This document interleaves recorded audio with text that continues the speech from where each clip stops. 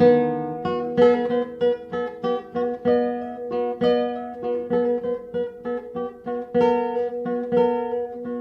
documento que hoy ustedes van a recibir, que es este documento, en el cual hay un trabajo de investigación muy fuerte y de mucho corazón.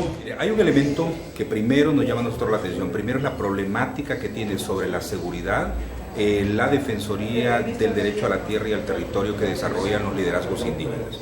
Eso nos lleva a otro tipo de preocupaciones, y es hasta dónde los pueblos indígenas en el país tienen un nivel de identificación de sus territorios, de su problemática y de sus liderazgos.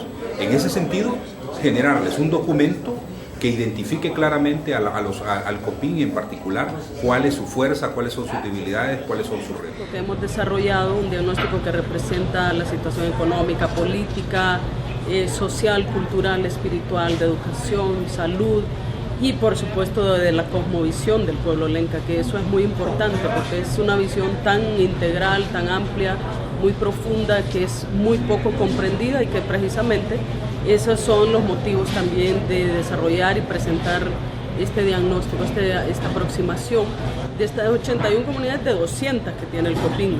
Esa es, como dice, la defensa que se va defendiendo también el territorio, porque con lo espiritual primero, como dice, de allí, como dice, llegar, como dice, a lo que vamos, las buenas luchas y las buenas decisiones que queremos Honduras.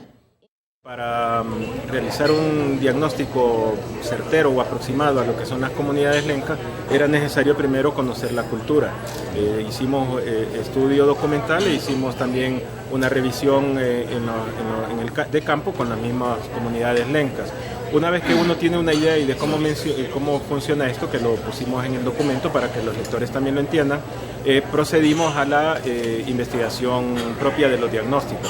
Entonces, ¿qué contiene? Contiene, digamos, una especie de inventario de estado de cómo está la cultura lenca, con algunas cosas que son, digamos, controversiales, que deben de ser estudiadas más a profundidad. Las mencionamos para que sean tomadas en cuenta.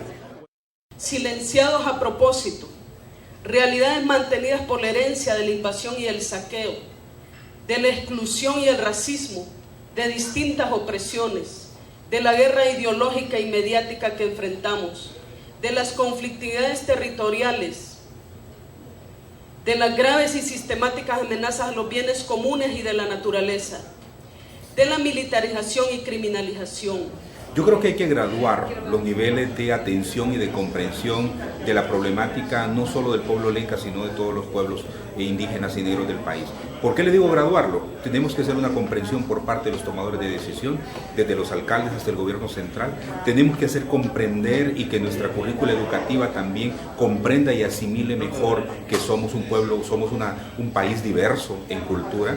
Tenemos que los propias poblaciones indígenas hacer un afianzamiento de su identidad cultural en las propuestas concretas de desarrollo. Hay un elemento de gradualidad en esto, y en ese sentido creo yo que estos pasos van contribuyendo a eso. El Estado sigue siendo discriminador, racista, y un elemento que en el informe queremos poner sobre la mesa de discusión y la agenda pública es la acción protogenocida del Estado y de los grupos de poder en Honduras. El hecho de tomar medidas mediante la penalización o criminalización de la institución ancestral de la partera, el tener los servicios de salud tan alejados, los caminos tan malos, lo que en el fondo a nuestro criterio buscan es poner en riesgo de muerte los nacimientos de las personas lencas. Y por eso nosotros decimos que esto equivale a un genocidio, porque ahí está planificado, está financiado, es a propósito, está organizado y se crean más instituciones que lo que hacen desde el Estado es agredir los derechos del pueblo lenca. Entonces, esta herramienta del diagnóstico sirve para comprender esa realidad desde la voz de nosotras y nosotros. Una voz que es negada y a ser escuchada de este lado, entonces que esa voz estuviera presente en estos diagnósticos. Es un documento que, además de plantear datos estadísticos y actualizaciones que el Estado no las da y no las consigue, su objetivo general es la sensibilización, la difusión de información la gestión para solidaridades no solo políticas, sino también en proyectos hacia las comunidades lencas y hacia el COPIN. Y hemos estado claros en las discusiones, no es la negación a que las cosas vayan avanzando. El asunto es que no conversan, el asunto es que no se escucha, el asunto es que no se debate con el pueblo que es dueño de esa tierra.